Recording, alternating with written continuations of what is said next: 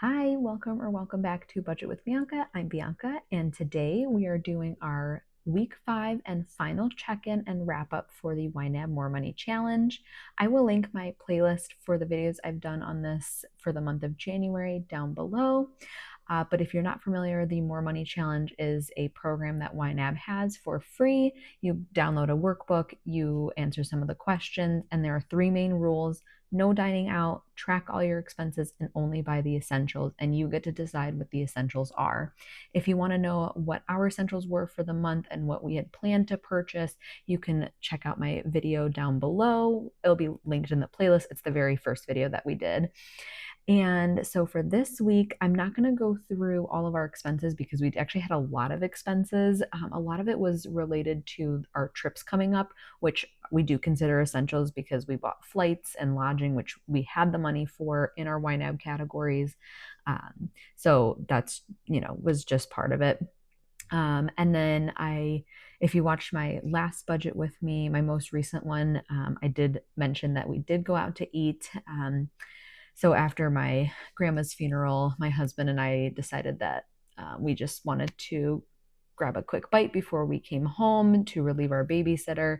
So we got Five Guys. So that was the second time we ate out in January. The first one was for like a date night, which we had kind of planned on.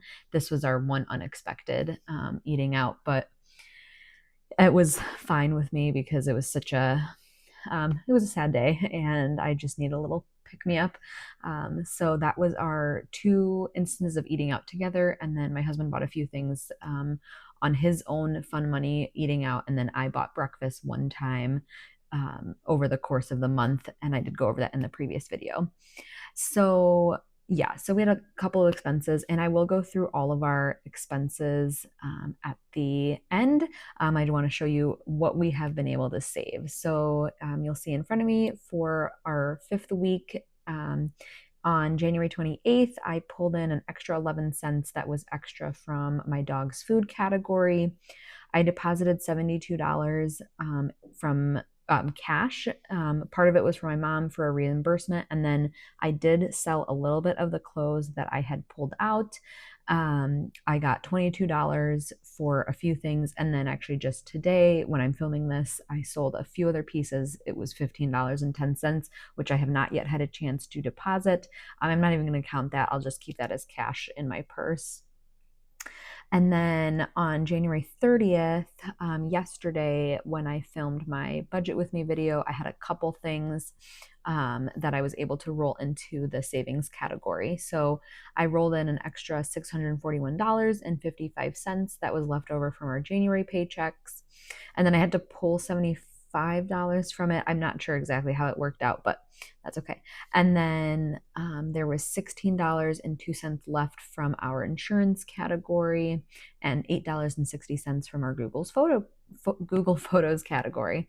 So that brings our total for the week to $663.28, which means that we saved $2,027.11, which is well over what we had wanted to save. Our stretch goal was $1,250. So I am super thrilled with this. So our plan, if you didn't watch our first video, was to say if we saved anything below 1,000, that was going to go to travel, and then anything above 1,000 will go to our true expenses. So we will get budgeting that in a second. I did want to show our spending breakdown for the month.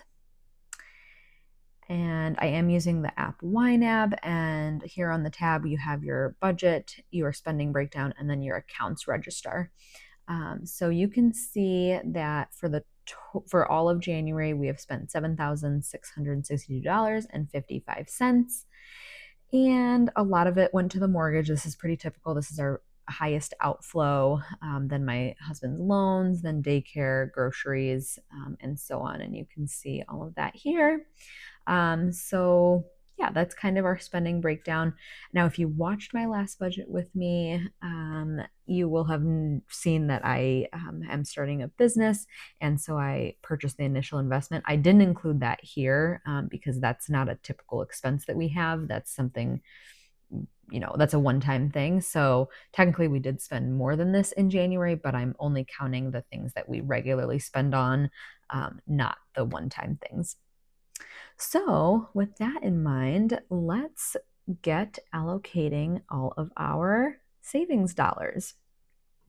So I'm going to zero this out, and that money will all go into ready to assign, and we can go from there.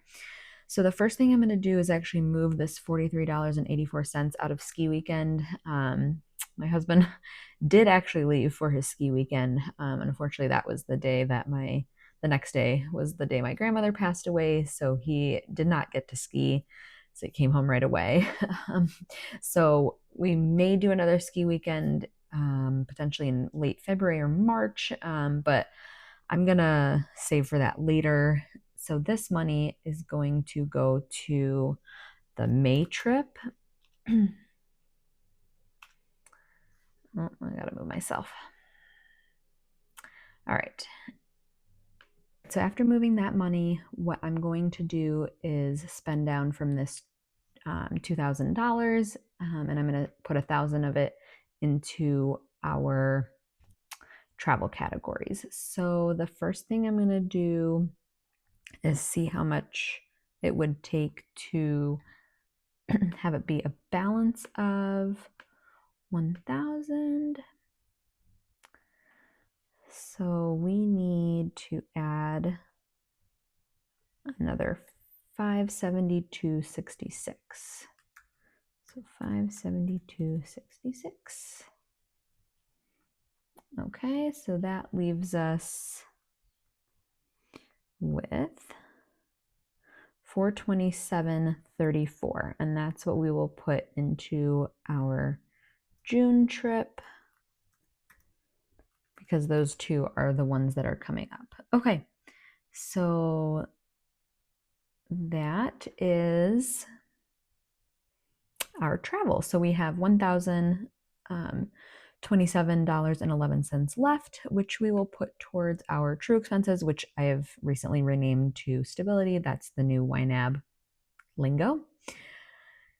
So we're just going to spend this down. And what I'd planned to do was kind of fill up the things that are yearly purchases, and see how far we can get. Okay, so I'm just going to fill this up. So we need another 162.49. Okay. In the Amazon Prime, we need 52.11. And I'm going to skip things like auto maintenance because these are things that I just add to monthly to try to build it up. I'm going to skip car tag renewal because that's not due until 2026. So I don't need that. All right, credit card annual fees. We're going to add 141.72. I'm going to skip my daughter's life insurance policy. I'm going to skip driver's license because that's not due until 2030. I'm going to fill up Fresh Fork for summer, and we need 318 for that. And I'm also going to set aside, no, I'm not going to do Fresh Fork winter. I'm going to fill this up to 100. So it needs 1666. All right, I'm going to snooze home furnishings. Maybe not. There we go. All right, I'm going to snooze that. Liability insurance, I'm going to fill up. So 2850, because that's due next month anyways. This overspending I went over in the budget with me if you want to watch that. Passport, I'm going to leave alone because we are going to have to get my daughter a passport, because I think we're going to take her to Canada with us. All right, I'm going to fill up the poison ivy treatment, 155.70. And sweet kittles will get 107.14. I'm going to leave Thrive Market alone because I might not even renew that. And the rest of it, let's see where it can go. So we have $44 left. Okay, so we could do TSA, or we could do almost all of Ynab. Actually, thank you to the person who signed up for Ynab. If you choose to go through with it, then we both get another month free. So super appreciate that. Okay, let's fill up the TSA preach. No, let's put the rest of this to Ynab. So we'll do 44.79. If we flip over into February, it will show us that our underfunded is a lot less. This $6,000 is overinflated because of the business investment. So yeah, almost all of our stability things are filled up. So that is excellent. So now we can focus on all of our other financial goals. And I will review our financial roadmap probably in the next few weeks or so, just to see how we're doing with progress on that. All right, so that concludes our More Money Challenge for Ynab. Some of the things that I really liked about the challenge was it forced us not to eat out, which I was talking with my husband yesterday, and we both agreed that we honestly didn't even miss it that much because we knew that it wasn't an option really, even though we did eat out twice. But it's something that we will probably keep going. If you saw my budget with me, then you'll know that we lowered our goal for dining out for February to only $50. So hopefully we can just keep that rolling and spend less and less on dining out, unless it's like for a date night. The other thing that I want to know if you do this challenge is that it's difficult to do the challenge and try to get a month ahead. So I would not have those two as competing goals. So you should be saving for something tangible or like that you're going to put towards a specific category.